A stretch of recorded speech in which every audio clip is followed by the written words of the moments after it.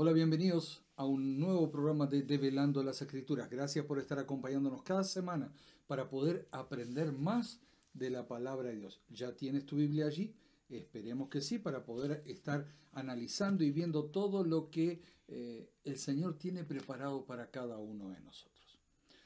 Alba, ¿cómo estás? Muy bien, feliz, contenta de volver a reencontrarnos para seguir aprendiendo de esto tan pero tan bueno y tan interesante que tiene, como es el libro de Daniel, el libro de Apocalipsis. Y ni que hablar Así eso es. junto con la historia, digo, es un complemento tremendo, digo, realmente una combinación espectacular.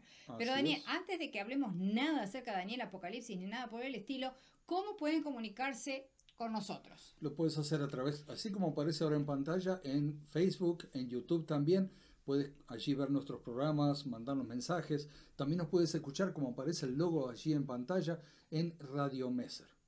Es otra forma que tú tienes para poder seguir en contacto y escuchar tantos temas interesantes para la familia, para la salud, Así es. para el crecimiento espiritual también. Allí tienes todo las 24 horas para hacer tu compañía. ¿Sí es? Así es. También lo puedes hacer a través del WhatsApp al +1-801-499-1334. ¿Sí? Así como va a aparecer allí en pantalla también. Así es, así es.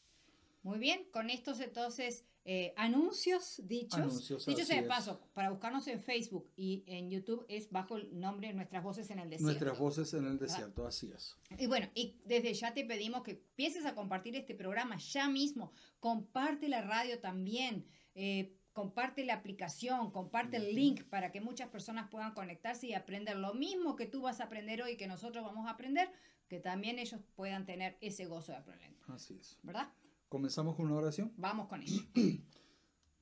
Bendito Padre, gracias por estar acompañándonos en cada momento. Permita que, como en cada programa, usted venga a enseñarnos y que podamos aprender mucho de lo que usted tiene preparado para nosotros. Así es. Señor, que usted sea quien nos enseñe. Amén. En su nombre, amén, Amén, amén, amén, amén. amén.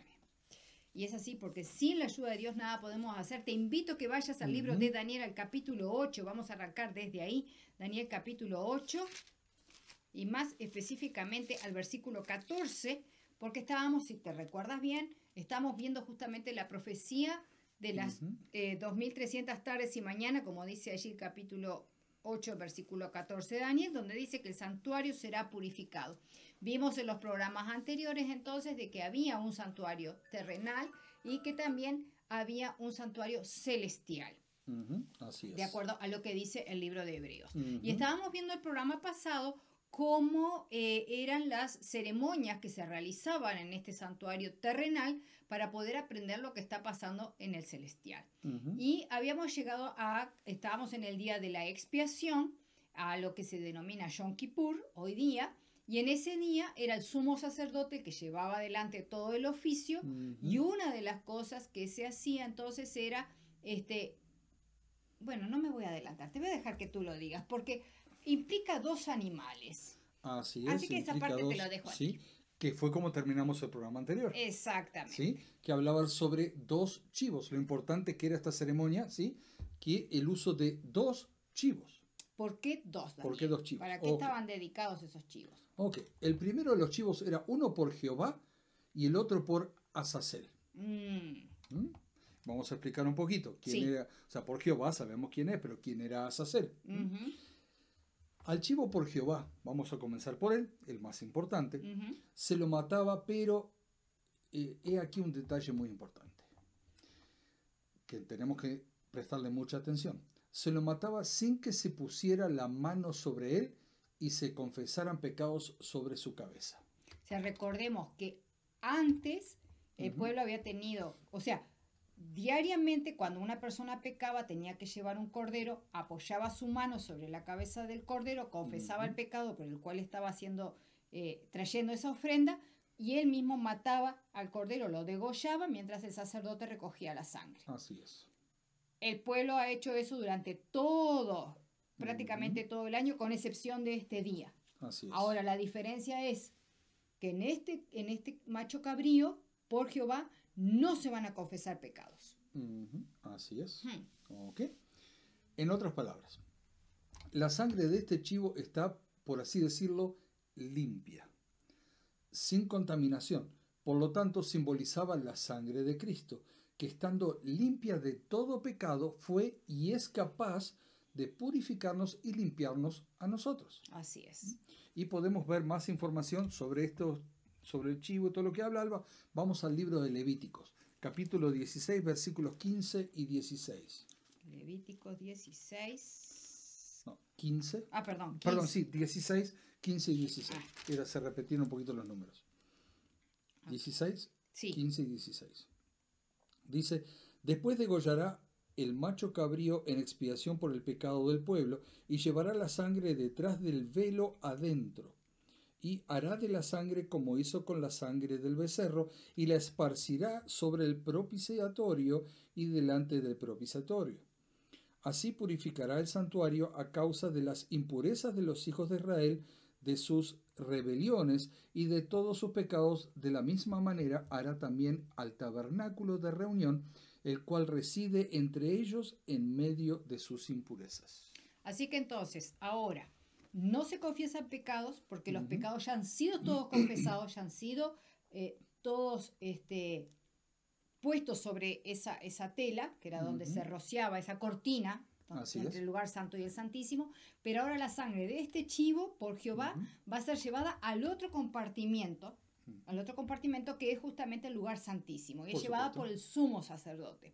Y ahora esta sangre entonces va a ser rociada, no ya sobre la cortina, sino que va a ser rociada sobre el propiciatorio. ¿Qué era el propiciatorio? Era la tapa del mueble que guardaba ni más ni menos que exactamente las tablas de la ley que habían sido dadas por Dios a Moisés. Entonces, esa mueble o ese cofre donde se guardaban, la tapa es lo que se denominaba justamente propiciatorio, y allí reposaba la presencia, la gloria de Jehová.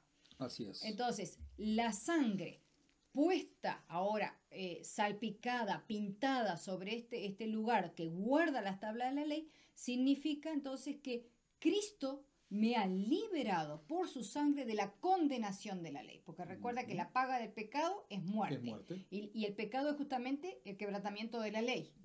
Así es. Entonces, a ver cómo sigue esto. Ok. Y esto debe quedarnos bien claro. No es por nada que nosotros podamos hacer u ofrecer al Señor que Cristo nos declara limpios, sino simplemente por la aceptación del sacrificio de Cristo en nuestro favor. Así es. De esa manera se aplica esa sangre maravillosa a mi vida, y a partir de allí es que el Señor me declara puro o pura. Pero, ¿qué hay del otro chivo? Sí, porque recordamos que habían dos, uno por Jehová y otro por Azazel. Azazel, ahí está. A este otro, que representa ni más ni menos que a Satanás, se lo manda al desierto. Y el sumo sacerdote es el responsable de dar la orden de cuándo se lleva esto a cabo. Pero recordemos que siempre era después que se había purificado el templo. Y el objetivo era alejarlo lo más posible del pueblo, y que ese alejamiento fuera definitivo, ya que sobre él se habían puesto todos los pecados de todo el año del pueblo. ¿Qué aplicación tiene para nosotros hoy? Porque uno dice, bueno, ¿qué tiene que ver eso con nosotros hoy? Perdón, antes que entres en eso, un detalle. ¿Sabes que el sumo sacerdote rocía la sangre sobre el propiciatorio? Pero no es el que lleva el chivo al desierto. No. Él da la orden para que otra persona lleve ese chivo al desierto y lo abandone allá. Sí. Y después esa persona tiene que purificarse. No puede inmediatamente entrar a formar parte del pueblo. Debe purificarse porque, claro, se ha contaminado, en forma simbólica, por así decirlo, se ha contaminado en parte con los pecados que está cargando ese chivo. Así es. Ahora, ¿para qué me sirve saber eso a mí? ¿Para qué? Ok. Simboliza que el único responsable, escucha bien, el único responsable por nuestra vida de pecado es Satanás, y que al final de la limpieza del santuario celestial, el enemigo de Dios será terminado para siempre, jamás. Amén. No quedará ni raíz ni rama. Así es. Como bien sabemos, todos los actos de una persona son registrados en los libros de los cielos. Así es. Nada hay que se escape de esos registros, ni palabras ni pensamientos. No en vano se nos amonesta a prestar atención a estos detalles y te invito a buscarlos. Si buscamos en Mateo, si Alba, tú puedes buscar quizás Daniel capítulo 7, versículo 10, ¿Sí? ya que estás allí. Yo voy a buscar Mateo capítulo 12, versículo 37. Bueno. Mateo 12, 37 dice, porque por tus palabras serás justificado y por tus palabras serás condenado. Y Daniel 7, versículo 10 dice, un río de fuego procedía y salía de delante de él, está hablando de Dios, obviamente, Así del es. trono de Dios.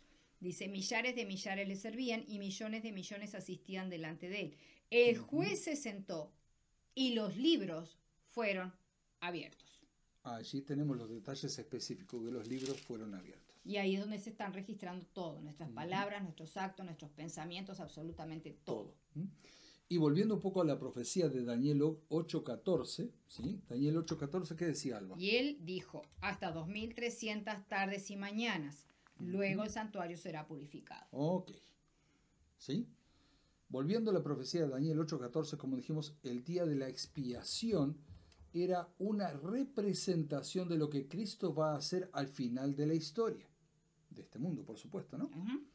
Esta purificación del santuario celestial abarca toda la obra del juicio final que comienza con el juicio investigador que se está llevando a cabo ahora, ¿escuchaste bien? Sí, ahora, y termina con el juicio ejecutivo y que termina con la erradicación permanente del pecado. Amén. Pero vamos a ver qué dice la Biblia con respecto a esto. Vamos a Apocalipsis capítulo 14, versículo 7.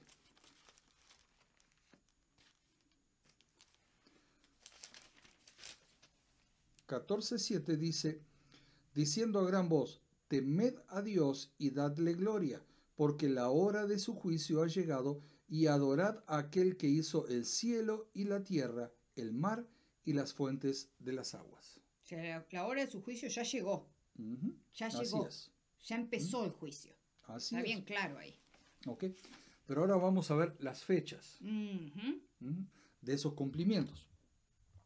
O sea, de cuando se cumplen todas estas cosas.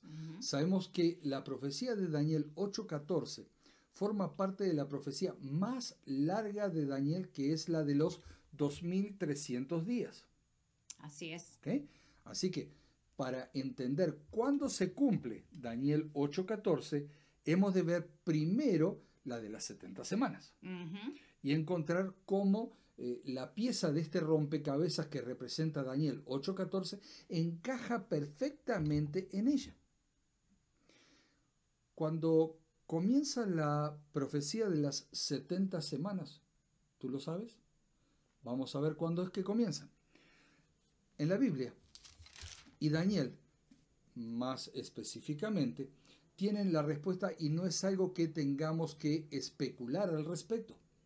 Leamos qué dice Daniel capítulo 9, versículos 24 y 25, Alba, por favor. 70 semanas están determinadas sobre tu pueblo y sobre tu santa ciudad para terminar la prevaricación y poner fin al pecado y expiar la iniquidad, para traer la justicia perdurable y sellar la visión y la profecía y ungir al santo de los santos.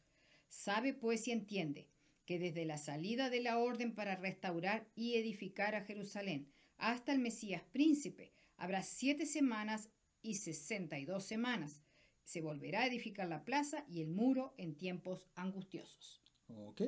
Allí vemos que habla de las 70 semanas. Correcto. Porque sumando ¿Sí? las 7 semanas y 62 semanas. Está 79, pero después va a hablar en el 26, después Así de es. estas 62 semanas se quitará la vida del Mesías y ahí viene otra semana más y forman, en el versículo 27, termina con las 70. Con las 70 semanas.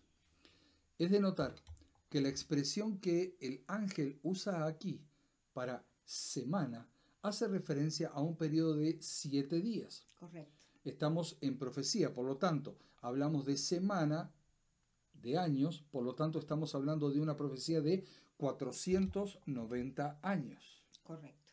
¿Ok? Estas 70 semanas dice que están cortadas o separadas de ese periodo más largo de los 2300 días. Y estos 490 años se han de aplicar específicamente al pueblo judío. Correcto. ¿Ok? Otra cosa importante que necesitamos destacar aquí es que cuando es dada la visión, Jerusalén y el templo aún están en ruinas, pero habría un decreto para su reconstrucción. Y en el libro de Esdras, ¿sí?, aparecen 3 decretos que avalan esa reconstrucción de Jerusalén. Sí, es muy cierto. ¿Okay? El primero se da durante el reinado de Ciro. El segundo es durante el reinado de Darío. Y el tercero y último es durante el reinado de Artajerjes. Así es. Así es. Ninguno de los 2 primeros decretos cumplen cabalmente lo que la profecía había anunciado. Solo el último decreto, el de Artajerjes, apela a la reconstrucción de Jerusalén con su templo a su estado como nación autónoma. Mira, respecto a lo que tú decías, lo podemos encontrar en Esdras 6, sí, versículo 14, dice, y los ancianos de los judíos edificaban y prosperaban conforme a la profecía del profeta Ageo y de Zacarías, hijo de Ido. Edificaron pues y terminaron por orden del Dios de Israel y por mandato de Ciro, de Darío y de Artajerjes, rey de Persia. Ahí está bien claro los 3 decretos, pero el tercero es el que cumple realmente la profecía. ¿Pero cuándo tuvo lugar esto? A ver, dime. Okay. Esto fue en el 457 a.C. Por lo tanto, la profecía de las 70 semanas comienzan en el otoño del 457 a.C. Aclaremos que Artajerjes comenzó a reinar en el otoño, septiembre, octubre del 464 a.C. Y si avanzamos hasta el 7º año nos encontramos entonces con la fecha del edicto. Correcto. Correcto. De más está decir que todo esto está avalado por la historia. Tú puedes buscar allí en internet o en libros de historia y es muy claro todo lo que está diciendo aquí. ¿Sí? Acá no hay invención humana, solo hay precisión divina al dar la profecía. Porque todo se cumple. Qué hermoso. Además, estas cosas fueron dichas con muchísimos años de anticipación. Así es. Muchísimos años. Y después se da el cumplimiento al pie de la letra. Tal cual el Señor lo había dicho, así se da. Y sabiendo el inicio de la... Perdóname una cosita. Sí. Porque alguien puede decir, bueno, pero ¿por qué no toman el decreto de Ciro? ¿Por qué no toman el decreto de Darío? ¿Por qué el de Artajerjes? Porque el de Artajerjes es el único que cumple con la restauración completa de Jerusalén. No solo la edificación, sino la restauración completa. La vuelve a llevar a Jerusalén al lugar del cual no tenía que haber salido. Que cayó porque justamente la infidelidad que tuvo el pueblo judío para con lo que Dios pedía. Por supuesto. Pero el de Artajerjes es el único que va a realmente llevarla hasta ese punto. Como tú dijiste, ya con un poder civil también. Por supuesto. Y sabiendo entonces el inicio de la profecía y sabiendo cuántos años durará, podemos saber cuándo terminará. Al hacer los cálculos nos encontramos que la profecía termina en el año 34 después de Cristo. Correcto. Pero no nos vamos a detener ahora en esa fecha, porque lo vamos a ver un poquito más adelante en esta profecía, pues, o sea, vamos a analizarlo un poquito mejor más adelante. ¿Okay? Ahora, simplemente estamos tratando de encontrar la fecha en la cual se cumpliría Daniel 8:14. Así es. Y bien, viendo el panorama, o quizás hasta más grande, o sea, recordando que el inicio de la profecía de las 70 semanas coincide con el de los 2000, con la de los 2300 tardes, basta que apliquemos las matemáticas y encontraremos que el final de la profecía más grande es ni más ni menos que en el otoño de 1844. Y eso ahí tiene una importancia cabal. Así es. Quizás para algunos esa fecha puede ser, sí, quizás porque pasó algo. Otros que dicen, ¿y de qué me está hablando? Es súper importante esta fecha. Así es. ¿La dejamos para la próxima? No, vamos a seguir un poquito más. Ok. ¿Sí? Vamos a develar entonces. Sí, por favor. Si todavía tenemos algunos minutos. Ok. En 1844 había un personaje llamado Guillermo Miller, había hecho un estudio exhaustivo, ¿sí?, de esta profecía y había arribado a la misma fecha, 1844. El problema de que Miller fue que confundió los eventos. Exacto. Miller entendió que la purificación del santuario al que hacía referencia la profecía era ni más ni menos que la purificación de la tierra, y eso solo podía ser hecho con la venida de Cristo por segunda vez. Correcto. Interpretó que el santuario al que se hacía referencia era este planeta. Pero ello, cuando llegó la medianoche del 22 de octubre de 1844 y Cristo no vino por segunda vez, se conoció a este evento como el Gran Chasco. Búscalo allí, lo vas a encontrar en la historia también. Espero que ya lo hayas escuchado porque hemos hablado de esto en Radio Messer también. Así es.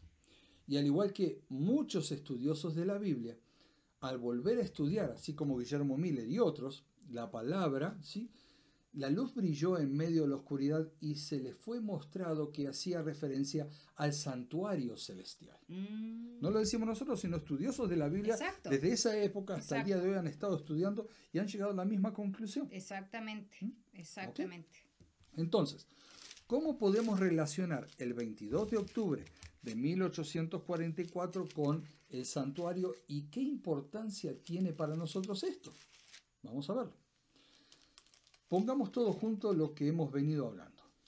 Tras la muerte y resurrección de Cristo entró en el lugar santo del santuario celestial, pero a partir de la fecha de la profecía pasó del lugar santo al santísimo, dando inicio al juicio investigador, como ya lo hemos dicho antes, y se está llevando a cabo en este momento. Así es. En 1844 dio inicio al día de la expiación. Y allí está Cristo oficiando como nuestro sumo sacerdote. Y esto es de suma importancia para nosotros, pues nos hace poner en una perspectiva completamente diferente, ¿sí?, que es nuestra salvación. Y si hasta ahora no lo habíamos hecho, enhorabuena que empecemos ahora a pensar a más partir de seriamente. ahora, más seriamente en nuestra salvación. ¿Y Correcto. por qué? Pues todo lo que hagamos estará hablando de salvación o de condenación. Este es el momento de poner nuestras vidas en regla con el Señor. Como dice su misma palabra, hoy es el día de salvación. Este es un asunto muy delicado e importante como para dejarlo pasar así nomás. En este momento se están revisando los libros con los registros de todas y cada una de las personas, escucha bien, que alguna vez estuvieron vivas sobre esta tierra. ¿Quedó claro? Los que han descansado, que estuvieron vivas en esta tierra, esos libros, esa parte del libro se está revisando, analizando. Y una vez que el registro de los muertos termine, comenzará el inicio de los vivos. ¿Cuándo? No lo sabemos. Exacto. Solo Dios lo sabe. ¿Cuándo será? Y Él tiene esa fecha que nadie la sabe, ni los ángeles.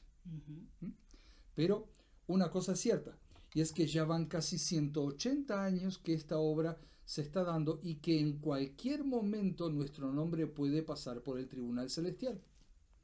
Esperemos en el Señor que al llegar ese día estemos a cuentas con nuestro Dios. Por lo tanto, no juguemos con nuestra salvación. Porque hoy en día, Alba, hoy estamos.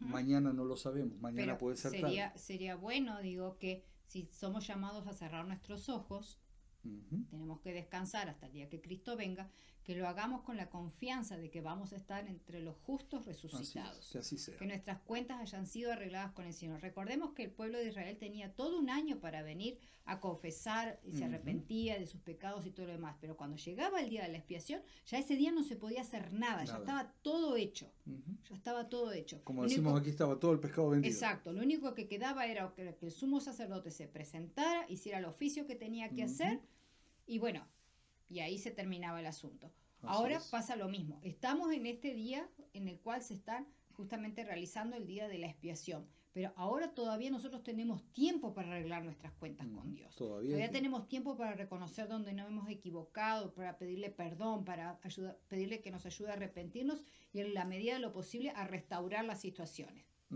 ¿Para qué? Para que cuando pase nuestro nombre por el tribunal celestial, al lado de cada acto fallido que hemos tenido, no solo que está escrito perdonado porque nos hemos arrepentido, sino que pueda ser borrado de los registros.